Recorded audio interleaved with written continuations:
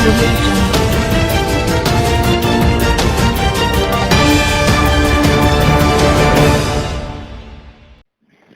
अस्सलामुअलैकुम, आप देख रहे हैं के न्यूज चैनल। खबर शामिल करते हैं जड़ावाला से।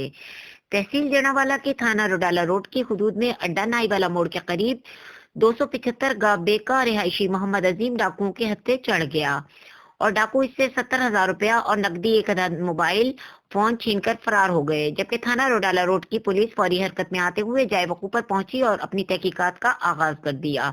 मजीद तफसीलात से आगाह करेंगे जड़ावाला से हमारे ब्यूरो चीफ मोहम्मद रिजवान आजिज। जी रिजवान। जी बिल्कुल, तहसील जड़ावाला के थाना रोडाला रोड की हदूद में अड्डा नाईवाला मोड़ के करीब 275 गाफे का रिहायशी मोहम्मद अजीम डाकुओं के हत्थे चढ़ गया और डाकू उससे 70,000 रुपए नकदी और एक अदद मोबाइल जो है वो छीन कर फरार हो गए हैं। जबकि थाना रोडाला रोड की जो पुलिस है उसने फौरी तौर पर एक्शन लेते हुए मौका पर पहुंची है और जाकर अपनी तहकीकात का आगाज कर दिया है। यहाँ पर आपको बताते चलें कि मोहम्मद अजीम जो है वो गन्ने के पैसे लेकर मिल से गन्ने के पैसे लेकर वापस आ रहा था, तो मोटरवे के करीब थोड़ा सा पीछे डाकुओं के हत्थे चढ़ गया, जहां पर डाकुओं ने उससे ये पैसे छीन लिए हैं और मोबाइल फोन भी छीन लिया है, जबकि उसे डंडे से मारा भी है।